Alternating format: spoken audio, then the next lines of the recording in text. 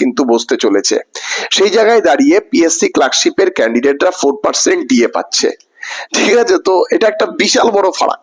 ঠিক আছে, তো বিশাল বড় ফারাক, কিন্তু এটা মাথায় রাখবে যে স্টেটের বর্তমান যা সিচুয়েশন, সেই সিচুয়েশনের পরিপ্রেক্ষিতে স্যালারি কিন্তু 8 পে কমিশন তো দূরের কথা, এখন অব্দি 7 পে কমিশন অ্যালটমেন্ট হয়নি, তো অনেক ব্যাপার আছে, তো আমি ওটা বলছি না।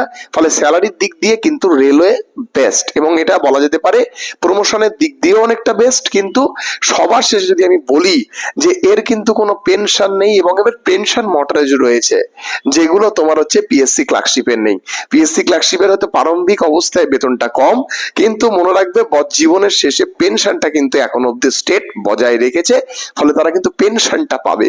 এবং মনে রাখবে কোটি টাকা দিলেও কিন্তু পেনশনের কোনো বিকল্প হয় না। ঠিক আছে, তারপর দেখো ওয়ার্কিং কালচার, এই ওয়ার্কিং কালচারের দিক দিয়ে আমি বলবো রেলওয়ের মধ্যে, রেলওয়েতে বিভিন্ন পোস্ট আছে ভালো, মানে আমার মনে হয় বেশ এই trackman working culture very bad, আমার মানে প্র্যাকটিক্যাল এক্সপিরিয়েন্সে। বিশেষ উচ্চ মেধা সম্পন্ন ক্যান্ডিডেট ওইখানে গিয়ে মানে করতে তারা নিজস্ব হীনমন্যতায় ভুগবে বলে আমি মনে করি। কিন্তু পিএসসি ক্লার্কশিপের যে ওয়ার্কিং কালচার, এটা কিন্তু একবারে মানে বলা যেতে পারে যারা সেক্রেটারিয়েট পোস্টে পাচ্ছে তারা একবারে বলা যেতে পারে একটা অফিসার লেভেলের কিন্তু একটা আনন্দ অনুভব করবে। ঠিক আছে, আর যারা যারা ডিরেক্টরিয়েট পাচ্ছে তারাও কিন্তু মানে একটা আনন্দ অনুভব করবে।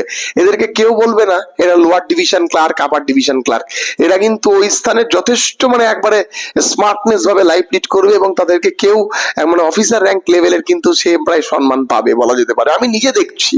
হ্যাঁ, এবং আমাকে ক্যান্ডিডেট এবং অনেকজন বলে ওয়ার্কিং প্রেশার রয়েছে। এখানে কি বলতো, পিএসসি ক্লার্কশিপে তোমার একটা শিফটিং ডিউটি, মানে একটা নির্দিষ্ট ডিউটি, এবং তারপরে তুমি তোমার ফ্যামিলিকে নিয়ে করতে পারো। আর রেলওয়েতে কি বলতো, তো কোনো ডিউটির কোনো মা বাপ নেই, কোনো সে 8 ঘন্টা ডিউটি, সে রাইট ডিউটি হতে পারে, এ ডিউটি হতে পারে, অনেক রকমের ব্যাপার আছে। ঠিক আছে, এমার্জেন্সি ডিউটিতে তোমার হচ্ছে রেলওয়ে থাকে, যেটা তোমার পিএসসি ক্লার্কশিপ থাকে না। রেসপেক্টের দিক দিয়ে আমি পিএসসি ক্লার্কশিপকেই রেসপেক্টটা অনেক, কারো কাছে স্যালারিটা খুব গুরুত্বপূর্ণ হয়ে যায়, কারো কাছে ওয়ার্কিং কালচারটা গুরুত্বপূর্ণ হয়ে যায়। কেউ কেউ ভাবে না বাবা আমি এখানে কাজ করছি, আস্তে আস্তে আমি পরীক্ষা দিয়ে মিশতে নিয়ে আসতে অন্যান্য উঁচু পোস্টে উঠতে পারবো। ফলে রেসপেক্ট এবং পোস্ট অব্লিগেশনের দিক দিয়ে আমি পিএসসি ক্লার্কশিপকেই আমি রাখবো। ঠিক আছে, পিএসসি ক্লার্কশিপকেই রাখবো। এবার প্রমোশনের দিক দিয়ে দেখো পিএসসি ক্লার্কশিপের যারা সেক্রেটারিয়েট সার্ভিস, তারা তো আমি বলবো তারা কোনো রকম ভাবে 10th স্ট্যান্ডার্ড নিজেকে মনে করবে না। তার কারণ তারা যদি, যাদের একটু বয়স কম আছে, তারা যে কোন জায়গায় চলে যাবে কল্পনা করতে পারবে না।